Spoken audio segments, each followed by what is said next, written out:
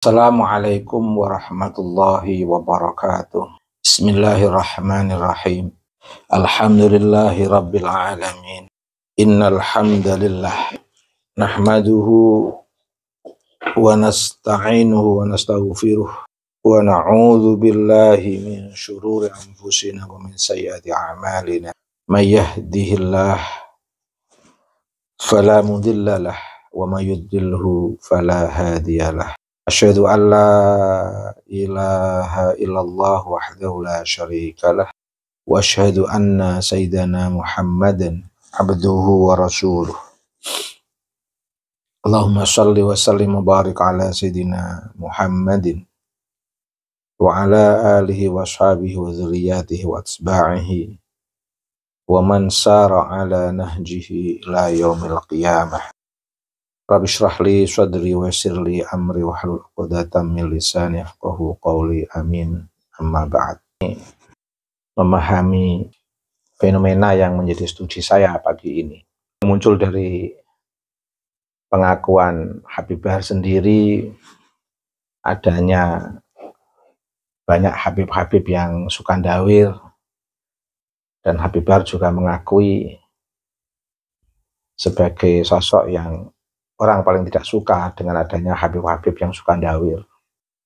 Bahkan dalam pengakuan Habib Bahar suka menegur Habib-Habib yang suka ndawir itu.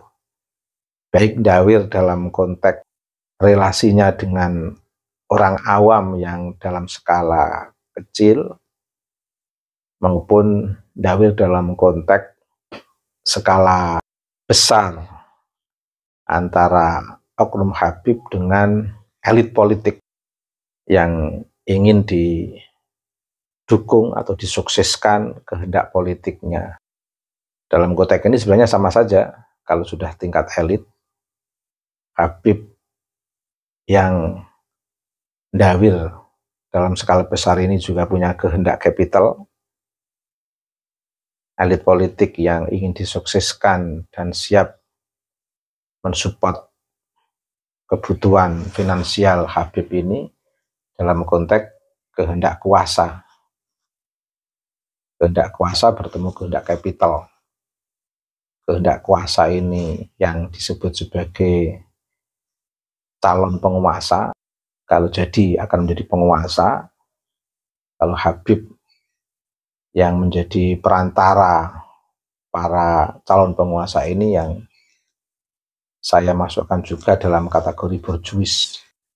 Dan ini turun-temurun sejak kolonial, sehingga di beberapa oknum Habib ini tidak memperdulikan apakah orang yang didekati ini dalam konteks sebagai penjajah. Tentu semuanya kita tentang, baik kejahatan yang dilakukan oleh oknum Habib maupun kejahatan yang dilakukan oleh masyarakat luas. Tetapi yang tidak menerimanya masyarakat itu ketika Habib ini menisbahkan dirinya sebagai cucu Nabi, ini yang menjadi persoalan. Jadi kejahatan tetap ada di mana-mana. Sehingga para muhibbin sebenarnya tidak perlu terlalu berlebihan, ekstrim ketika membela Habib yang melakukan kejahatan. Tentu banyak Habib yang tidak melakukan kejahatan. Maksudnya ini yang melakukan kejahatan dengan menisbahkan statusnya sebagai cucu Nabi, kemudian masyarakat pada mencibir, mengolok-ngolok, tidak perlu berlebih-lebihan untuk membela, sampai mengatakan yang berbuat begitu tidak hanya Habib saja, yang lain juga bisa berbuat begitu. Ya tentu dalam konteks sistem kehidupan masyarakat itu semua bisa mengalami, semua akan menemukan sistem kejahatan yang tidak pandang dari latar belakang masing-masing. Tapi yang menjadi persoalan ketika menisbahkan diri sebagai cucu Nabi, sementara perilaku yang disaksikan oleh masyarakat itu adalah perilaku yang memalukan, ketika itu harus berurusan dengan sosok agung Nabi Mustafa Muhammad SAW, karena adanya pengakuan Habib yang menisbahkan sebagai cucu Nabi. Ini yang menjadi persoalan sebenarnya.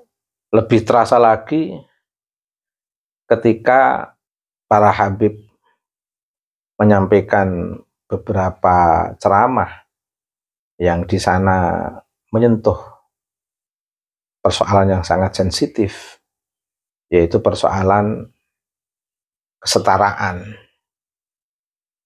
yang sudah jelas-jelas ditegaskan oleh Nabi, semuanya adalah sama, tidak ada Arab, tidak ada non-Arab, atau dalam konteks kita tidak ada pribumi, non-pribumi. Kalau sudah menjadi warga negara Indonesia sama. Tetapi sistem rasial yang diciptakan oleh Habib ini yang menjadi persoalan. Seolah-olah mereka harus di kelas yang tinggi, atas, sementara masyarakat pribumi atau yang tidak menyandang status sebagai cucu Nabi itu di bawah mereka. Bahkan mereka berani menisbahkan sekian puluh ulama, tetap saja derajat kemuliaannya di bawah satu orang Habib yang jahil ibaratnya. Ini kan bangunan sistem rasial di tengah masyarakat yang notabene masyarakat yang sangat egaliter. Ini persoalan, karena ada nisbah sebagai cucu Nabi justru menentang egalitarianisme. Sementara masyarakat Jawa adalah masyarakat yang sangat egaliter. Memang ada sistem feodal masyarakat Jawa, feodalisme masyarakat Jawa. Ini kan relasinya dengan kerajaan yang pernah berlangsung. Tapi secara keseluruhan antar masyarakat Jawa ini betul-betul sangat egaliter.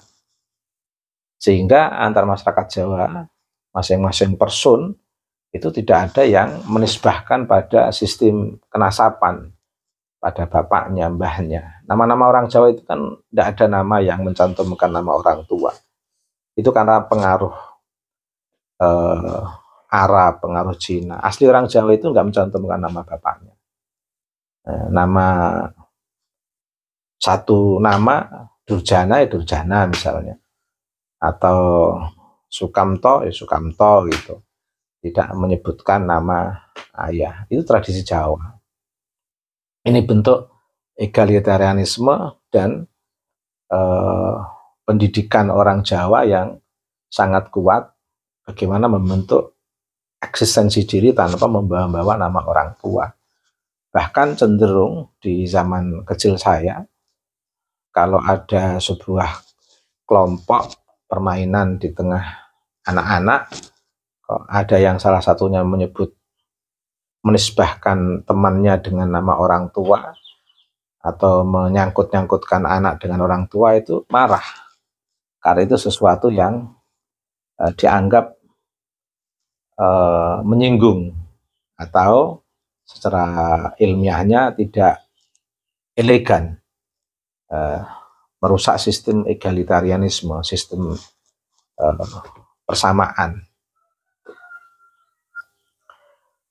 Belum lagi terkait dengan masalah ajaran-ajaran agama yang sudah lama diterima di masyarakat Jawa, terkait dengan ajaran Ahlussunnah wal Jamaah yang betul-betul dimulai dari mazhab 4, juga diambil dari sosok-sosok yang betul-betul seorang yang ulama mazhab yang betul-betul dipahami sebagai seorang ulama yang mencerminkan kualifikasi keilmuannya yang sangat tinggi, baik dalam konteks ilmu kalam, konteks ilmu fikih maupun konteks ilmu tasawuf. Bukan diambil dari status penisbatannya sebagai cucu Nabi. Termasuk tokoh-tokoh sufi besar seperti Syekh Abdul Qadir Jilani. Tetapi kemudian menjadi persoalan ketika akhir-akhir ini muncul para habaib yang terlalu membanding-bandingkan para ulama Nusantara dengan para habib yang di bawah jauh statusnya dengan para habaib. Hal yang sama Wali Songo yang juga mereka rendahkan seolah-olah di bawah habaib. Jujur saja mayoritas habaib itu tidak menganggap Wali Songo sebagai habib, bahwa pangkatnya di bawah habaib. Itu yang muncul ketika habaib belum ada yang menggugat. Tapi ketika habaib sudah ada yang menggugat, ya tiba-tiba mereka itu menyandolkan diri kepada Wali Songo juga habaib untuk nakut-nakuti masyarakat lokal. Yang menganggap Wali Songo habaib itu kan hanya 1-2 habib. Mayoritas habaib itu menganggap Wali Songo tidak habaib dari dulu, dari kecil saya. Akhir-akhir ini aja semua habaib sepakat kalau Wali Songo itu habaib. Untuk melegitimasi kedatangan habaib di Indonesia ini sebagai simbol kekuatannya ditandai dengan hadirnya Wali Songo yang juga habaib. Ini kan hanya untuk legitimasi saja kalau boleh jujur. Real sejarah lama itu begitu, berlangsung sejak saya kecil. Wali Songo dianggap tidak habaib. Dan itu juga viral kan. Mereka juga mengakui Wali Songo dimasukkan dalam catatan Robitoh kan. Bukan dari nasabah, tapi dari perspektif Van der Burg, dari sejarah Belanda. Dan yang lebih mengerikan kan, seolah-olah fitnah sarah ini betul-betul hadir di tengah masyarakat, dan itu lebih kuat ditandai dengan kemunculan Habib Rizik dan tokoh-tokoh sentral habaib yang menguatkan gerakan mereka di FPI, seolah-olah ini ada sistem yang ingin menguasai negeri ini. Kehendak kuasa para habaib melalui FPI untuk menguasai sistem perpolitikan negeri ini dari segi institusi kekuasaan. Dari segi kultural, ruang-ruang publik yang penting di tengah masyarakat juga telah dikuasai oleh Habib Lutfi. Ini kan ruang-ruang luar biasa, hal-hal para ulama, para kiai, itu secara real seolah-olah terkesampingkan. Yang dibesarkan, yang di-block up oleh Habib Lutfi itu makam-makam yang diciptakan sebagai sebuah identifikasi makam habaib yang dinisbatkan sebagai cucu Nabi, di-block up, dibesar-besarkan, dan di situ sebagai ruang dalam sistem sosial yang sudah menjadi institusi penting untuk menyuarakan tentang Islam secara tersentral pada sosok seorang Habib melalui penanda yang disebut Habib Lutfi ini. Sehingga agen atau media-media komunikasi kuburan yang telah diciptakan oleh Habib Lutfi ini telah menjadi media-media komunikasi Habib Lutfi secara kultural yang memiliki dampak sosial politik yang luar biasa di hampir seluruh Indonesia. Itu ada banyak makam yang memang melalui jalur peresmian Habib Lutfi yang tidak diketahui sejarahnya, atau yang ada yang diketahui sejarahnya tapi sebenarnya telah terjadi pembelokan, seperti di Lemper Semarang makam KRT Sungadiningrat itu. Ini kan salah satu bentuk seolah-olah di sini sudah ada strategi, sudah ada desain skenario besar untuk konteks menggerakkan kawasan kultur masyarakat melalui makam sebagai agen komunikasi para habaib untuk menguatkan hegemoni para habaib yang memiliki dampak sosial politik yang luar biasa. Itu dalam tugas Habib Lutfi yang melalui institusi politik secara nasional itu Habib Rizik. Tapi Habib Rizik kan udah gugur dari awal karena strategi dan langkah-langkahnya sangat kelihatan yang secara terus terang betul-betul berhadapan-hadapan dengan institusi kekuasaan, sehingga lebih cepat tumbang. Tapi setumbangnya Habib Rizik kan tetap memiliki kekuatan yang luar biasa untuk mempengaruhi elit yang selama ini masih komunikasi dengan Habib Rizik dan kawan-kawan.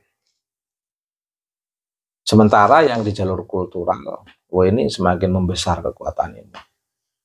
Dan semua itu mengerucut dalam sebuah hegemoni sistem rasial yang dibangun oleh para habaib. Dan didukung beberapa bocil-bocil dan beberapa mubalek atau dai dari para habaib yang dalam memberikan materi kepada masyarakat di tengah dakwah-dakwah mereka, itu banyak yang sudah mengarah kepada pemaksuman pada seorang habib yang harus dimaklumi ketika masyarakat menyaksikan para habaib dalam penegasan para mubalek ini mengajarkan untuk memberikan pemakluman ketika melihat para habaib yang peminum melakukan hal-hal yang lainnya, jangan diikuti tapi tetap dihormati karena itu ada darah Nabi. Nah, ini kan seolah-olah ada sebuah pemaksuman yang kita tidak boleh melakukan konfrontatif dengan para habaib yang melakukan kejahatan. Meskipun tidak diikuti, jangan melakukan konfrontatif, tetap dihormati karena itu membawa darah Nabi. Ini kan satu ajaran yang membius masyarakat untuk betul-betul memberikan pemakluman, bahkan pemaksuman kepada sosok-sosok yang mengaku-ngaku sebagai cucu Nabi. Bahkan yang lebih berbahaya lagi menurut saya, model-model ceramah yang ketika melalui sosok seorang ulama, seorang kiai, santri, ceramah mengajarkan nilai-nilai keutamaan dan kebenaran, sehingga seorang penceramah sangat menghindari ujaran-ujaran kebencian dan mengucapkan perkataan-perkataan yang kotor. Tapi justru semua ini muncul di mulut tokoh-tokoh sentral habaib ketika mereka sedang diundang memberikan ceramah dengan menyebut nama-nama hewan dan lain sebagainya. Ini sudah merusak sistem menurut saya. Taruhlah para muhibin ini tidak setuju dengan tesis Kiai Imad, tapi paling tidak bisa mengambil hikmah dari tesis Kiai Imad ini. Sama sebaliknya, masyarakat secara luas tidak setuju dengan perilaku para habaib yang saya ceritakan itu semua tadi. Tapi tetap saja masyarakat luas perlu kita didik untuk memahami Habib sebagai manusia yang memiliki nilai kemanusiaan, harkat martabat, yang mereka juga seperti masyarakat yang lainnya dalam sebuah proses, ada yang baik, ada yang tidak baik. Sehingga lebih elegan cara pemahaman kita seperti ini. Dengan demikian, para muhibbin dari para habaib tidak terlalu ekstrim memahami tesis Kiai Imad. Karena memang dampak dari tesis Kiai Imad ini sangat positif untuk mengingatkan hegemoni para habaib. Isi daripada hegemoni ini seperti yang saya sebutkan itu tadi, cuman saya singkat dalam satu kata, hegemoni habaib. Saya singkat dalam satu rumusan hegemoni. Semua yang saya sebutkan itu tadi kan bentuk dari hegemoni. Bentuk dari hegemoni yang dilakukan oleh para habaib. Dengan adanya tesis Kiai Imad, bisa terkendali. Sistem politik sekarang ini pun baik dan tenang. Yang tidak tenang yang punya kehendak kuasa, masyarakat puas tenang sekali. Muncul riak-riak kecil itu lagi-lagi juga dicerminkan atau tercermin dari sosok habaib yang bernama Habib Bahar ini, dengan menyandingkan nama ulama dengan nama hewan. Mungkin di kitab Ihya Ulumuddin disebutkan ada ulama su, ada ulama khair, ulama baik. Itu kan menyebut sifat. Tapi kalau sudah menyandingkan ulama dengan sebutan nama hewan yang dinamakan anjing, ini kan sama halnya menyebut nama nabi, ambiya atau nabi dengan disandingkan dengan sosok hewan yang bernama anjing. Kok sampai segitunya? Iya, karena al-ulama warasatul anbiya. Menyandingkan kata ulama dengan kata anjing, itu sama halnya menyandingkan kata nabi dengan kata anjing.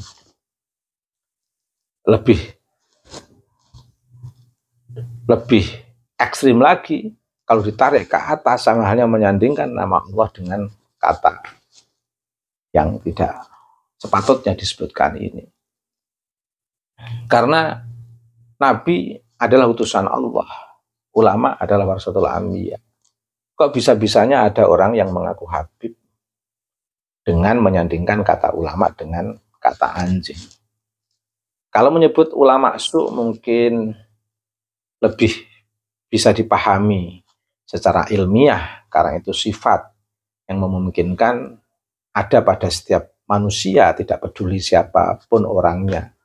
Tapi kalau sudah menyandingkan zat ulama sebagai zat dengan kata anjing sebagai zat, ini kan sesuatu yang mengerikan. Saya mendengarkan ucapan Habib Bahar sendiri, saya agak merinding, saya gemeter, saya jujur aja menangis saya. Kok ada orang yang senekat ini yang mengherankan mengaku sebagai cucu Nabi ini. Makanya saya ingin mengingatkan para muhibbin, taruhlah nggak setuju pada tesis Kiai Imad, tapi apa tidak memahami dampak positif dari tesis Kiai Imad untuk menghindari fitnah sarwa, orang-orang yang mengaku cucu Nabi tapi sebenarnya bukan dari Nabi, tidak mencerminkan nilai-nilai kenabian, akhlakul karimah, dan ajaran-ajaran kenabian. Ini kan luar biasa. Ada orang mengaku cucu Nabi. Ini kan luar biasa. Nah, sama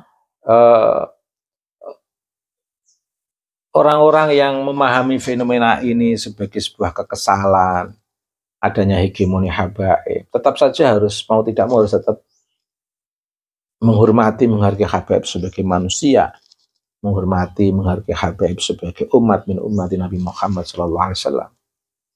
Bahkan juga menghormati dan mencintai di antara habaib yang mencerminkan ilmu ulama yang betul-betul membawa marwah, menjaga marwah ilmu ulama dan ilmu nubuwah atau tradisi kenabian yang betul-betul penuh komitmen dan tanggung jawab dengan akhlakul karimah ini, sehingga para muhibbin ini tidak terlalu ekstrim di dalam membela para habaib, karena memang harus diakui tesis Kiai Imad punya dampak positif dalam mengendalikan hegemoni para habaib untuk bagaimana tidak terlalu hegemonik dalam hidup ini, karena negeri ini negeri kesetaraan. Negeri ini, Jawa, Indonesia, itu negeri penuh kedamaian, kesetaraan, persamaan, keberagaman. Masa sebagai pendatang yang sangat dihargai, diterima dengan baik, masa akan jumawa? Nanti kalau ada revolusi masyarakat pribumi kemudian memarahi semua para habaib, malah lebih mengerikan lagi. Jadi Kiai Imad ini tesisnya ini mengendalikan para habaib biar tidak terlalu jumawa, tidak terlalu hegemonik, juga sekaligus meleram, mengendalikan masyarakat luas untuk tidak marah kepada para habaib. Nah, sebelum masyarakat luas ini marah, dikendalikan dulu oleh tesis Kiai Imad. Persoalan tesis Kiai Imad benar atau salah itu persoalan ijtihad, meskipun datanya sangat kuat. Tapi lagi-lagi tetap saja zon. Meskipun di situ dikuatkan dari temuan sistem ilmu pengetahuan modern maupun kajian filologi, tetap saja ini persoalan dunia.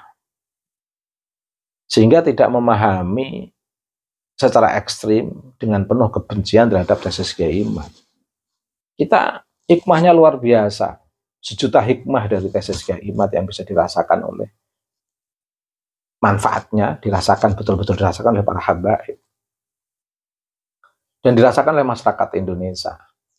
Setidaknya kalau habaib tidak tahu itu nasabnya bersambung kepada Nabi, kemudian mereka tidak mengaku-ngaku sebagai cucu Nabi, kan tidak apa-apa.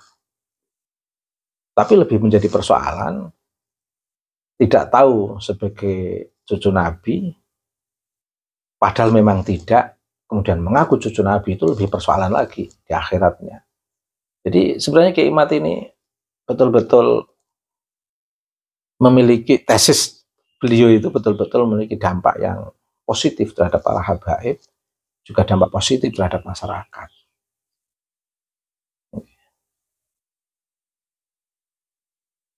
Nah, kalau Wali Songo enak, nggak bisa dituntut.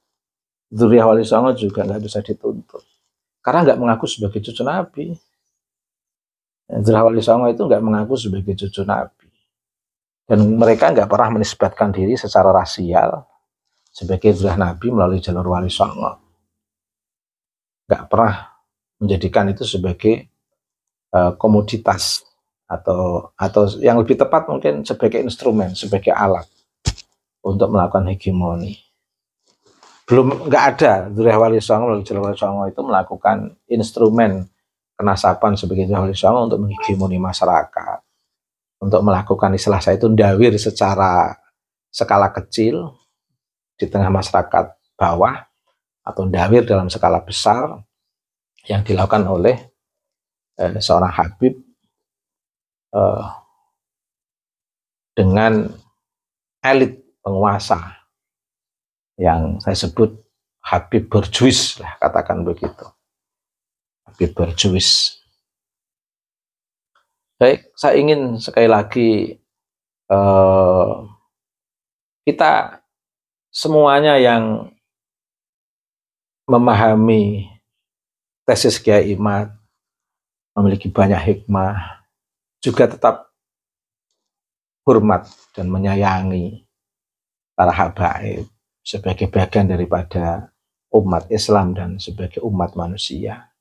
Muhibbin juga begitu. Ketika menjadi muhibbin, memahami riset Kiai Imad dalam konteks dampak positif yang luar biasa yang bisa dirasakan, seharusnya bisa dirasakan oleh para habaib juga pada umat Islam. Kalau sampai sekarang ini Habib belum merasakan riset Kiai Imad, ya memang menurut saya para Habib sangat dibutakan oleh sistem kenasapan yang sudah menjadi ideologi. Bahkan sistem kenasapan sudah menjadi pemahaman mendalam mereka sebagai inti hidup. Padahal nasab itu adalah berfungsi untuk silaturahim, berfungsi untuk menjaga sistem kekeluargaan secara internal, bukan untuk menghegemoni atau menjadi alat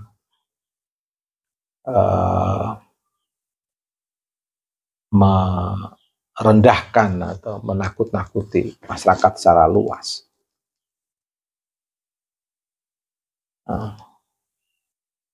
Dan toh pada akhirnya nasab kita semua nanti akan kembali kepada Nabiullah Ibrahim alaihissalam. Ya, saya kira itu penting untuk membangun sistem pemahaman yang seperti ini, sehingga para muhibbin tidak terlalu ekstrim. Riset itu memang betul-betul real, dilakukan oleh Kiai Imad, bisa dipertanggungjawabkan dari kajian Kiai Imad, bahkan bisa diintegrasikan dengan lintas disiplin keilmuan. Tapi masyarakat juga insya Allah akan objektif untuk memahami Habib sebagai manusia, sebagai umat Nabi Muhammad yang memiliki harkat martabat, yang juga perlu mendapatkan